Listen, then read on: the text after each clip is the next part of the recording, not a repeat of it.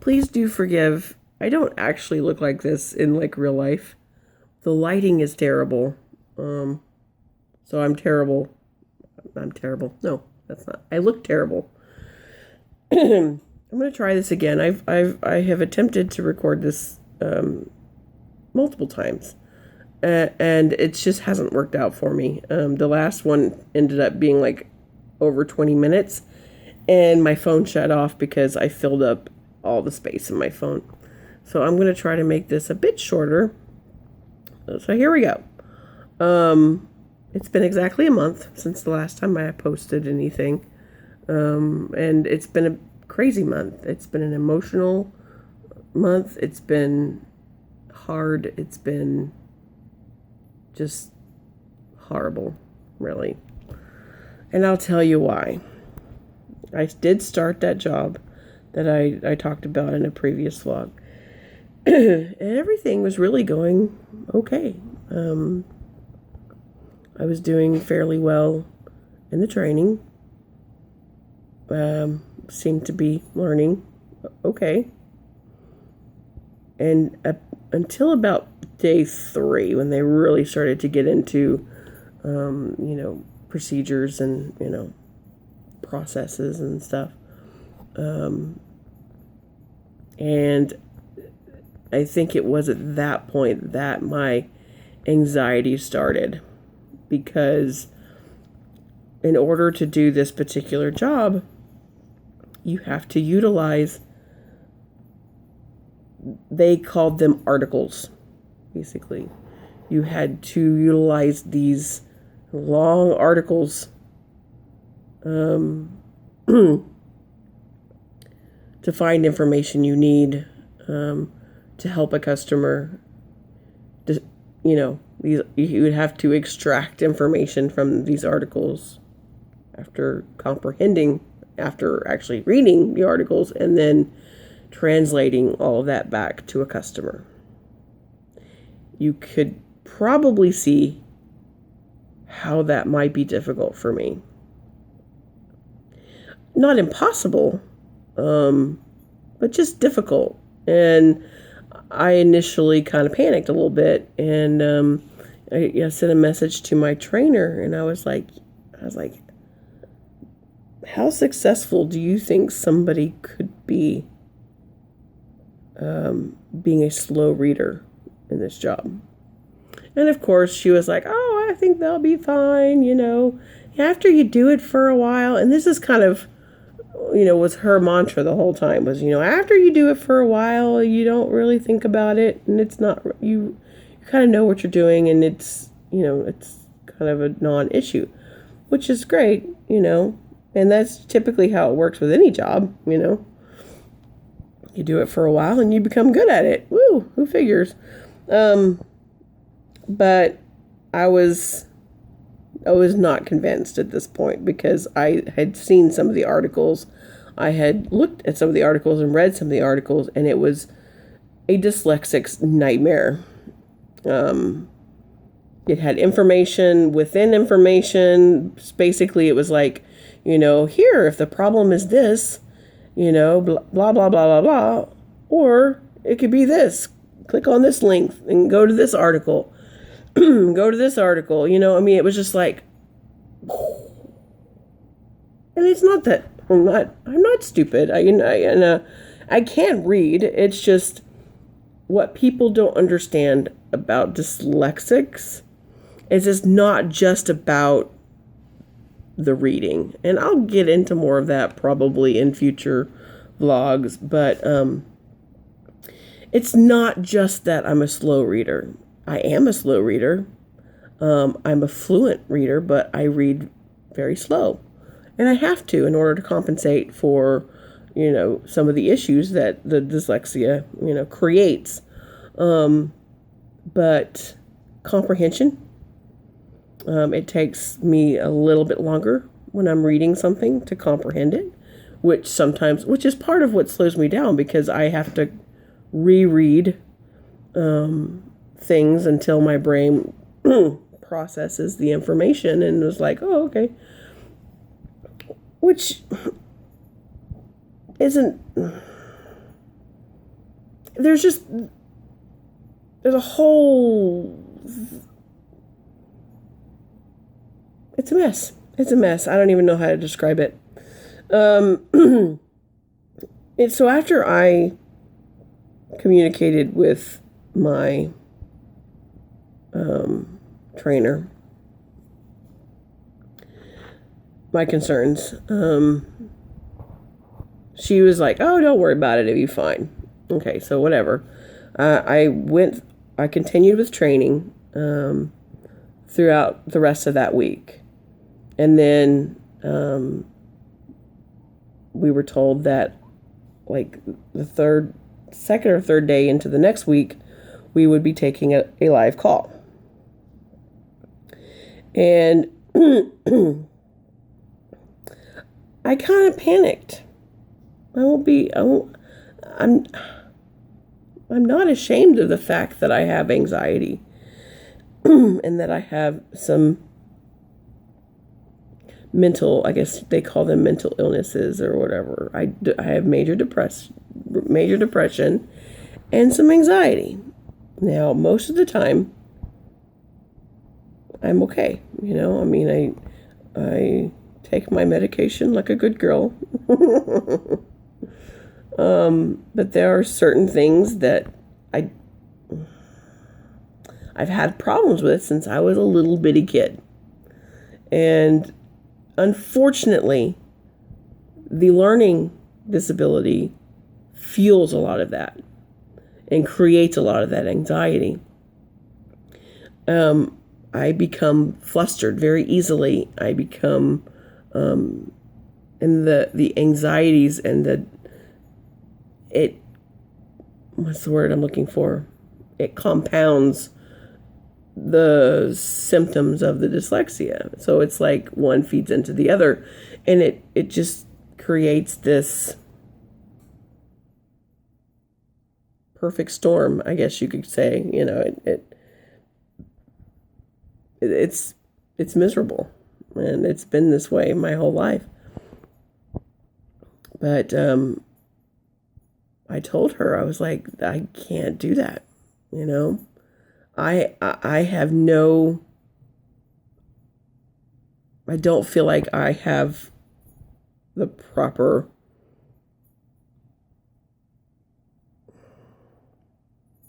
knowledge to be able to do that. Like, I don't feel confident in my ability to use the articles or to the process that I'm going to need to go through to help a customer, you know? I mean, customers deserve somebody who knows what the hell they're doing, you know? And I don't know what the hell I'm doing. Now, I know that everybody doesn't know what they're doing when they first do it. But I felt like I had a more significant disadvantage. And I tried to communicate that to her. And she was like, okay, well, go listen to a call. And that was part of it. We had a mentor that was supposed to basically hold our hands, you know, via chat, and basically send us articles. You know, like if we get a call and this person has a certain issue and my mentor happened to know what article I would need, then they would put the little article number in the chat, and they would help you the best that they could. They couldn't overtake the call. So, I mean, if I completely and utterly froze or became panicked, I don't know. It's just Elfie. Go lay down. Dixie, go lay down. Sorry. So essentially, I spent the 4 hours listening to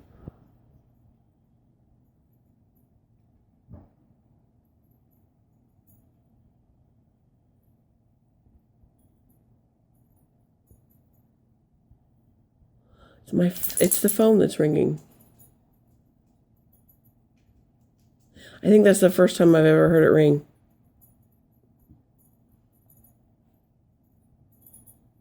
That's creepy. I had to get a phone to do this job, and I have never had a phone.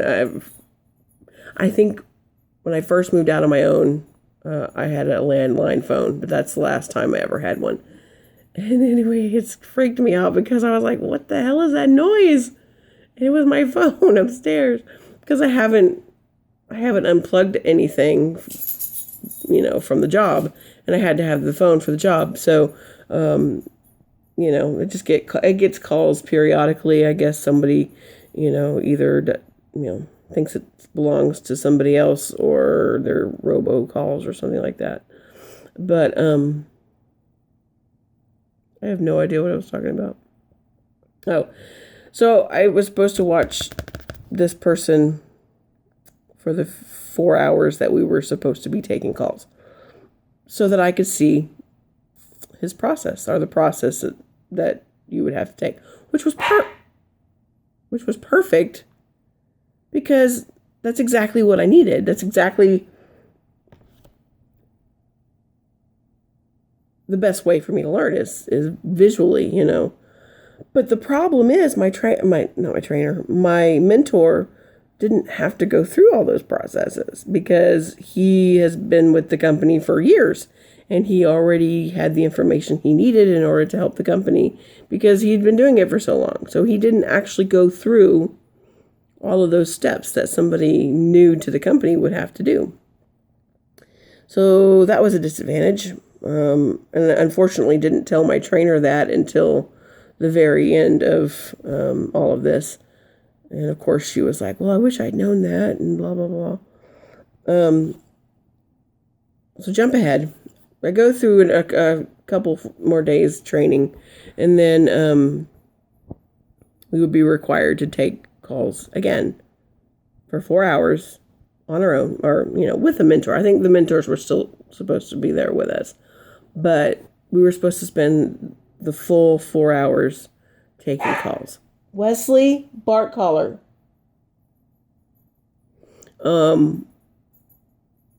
And we had the 4th of July off, and she was like, okay, so just go home.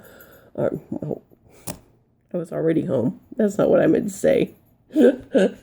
She said, just go have a good 4th of July. Don't think about it. Don't, just put it in the back of your mind and don't worry about it. Which is a good advice for anybody. Just don't worry about it. Enjoy your holiday. And I couldn't do that, of course, because I was concerned about a lot of things. And the night before, or it was, I think the morning of, I had sent my trainer an email. And I was like, I asked her, I was like, why can't there be mock calls? Why can't there be mock calls in addition to learning to navigate the system and to navigate the articles and process the articles? And why can't there be actual training in that? And, because this is how I would learn the best. This is, and in that email, I attached a link. I think it was a wiki on how to help an adult dyslexic in the workplace. Basically, it's a great article. If I can find it again, I will put it in the description or something. But it was great. It was a great resource as far as I'm concerned because it went over a lot of the issues that can be in the way of dyslexics, I guess. I don't know. Anyway. So she never responded to emails, which is okay because she always preferred actually talking to you, which is fine. And I appreciated that. And I wasn't going to not show up to work, because I'm always on time but she got in there and she's like, yeah, there's just that's just not an option for us to be able to do that. And I don't know any call center ever who has ever used mock calls as a training method, which is ridiculous because, number one, my boyfriend has worked for call centers basically his entire adult life, and he said every single one of them did mock calls. I worked for a company. I didn't work in that particular department, but I witnessed some of their training, and they did take mock calls. So I felt that was just kind of a cop-out, I understand they couldn't stop and tailor a training course around just one person. I get it. Trust me, I get it. But to say that, definitely is ridiculous because it's not true. And then she was like, and you can't go into the system, and you can't navigate that without being or on whatever. It just, okay. Basically what she was telling me is the accommodations that I was requesting couldn't be done, which I feel like they could, that they were reasonable, and it was something that would assist me in learning. I obviously can learn and can do a good job because I have a long history of employment.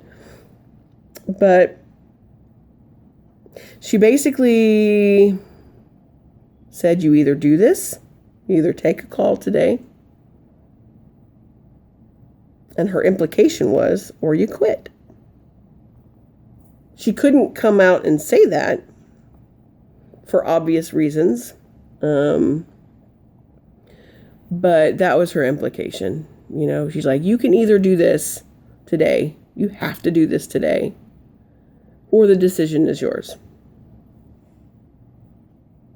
That you have to make that decision. The decision is yours. And so what was I supposed to do? I was upset. I was in a full-blown panic. I was crying. I was frustrated, and I didn't know what else to do, There was not a chance that I felt comfortable doing what they were asking me to do with the information that I felt like I had. And I couldn't do it. I just couldn't. So I was like, fine. And I left the class. And essentially quit. I asked her, well, what do I do from here? And she's like, well, you have to send me a letter or not a letter, but an email of resignation, basically. And I then pass it along to my supervisor or whoever. And then somebody from HR will get back to you about returning the equipment that you have.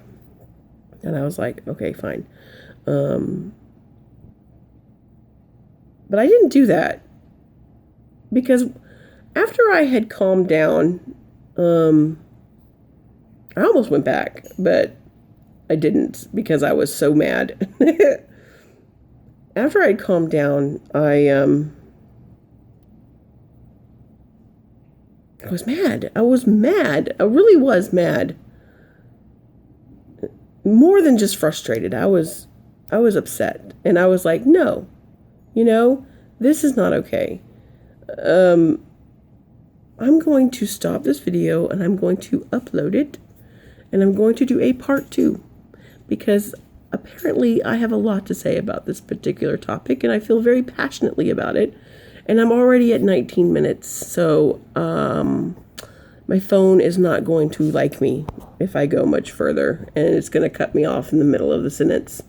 So we'll see you in part 2.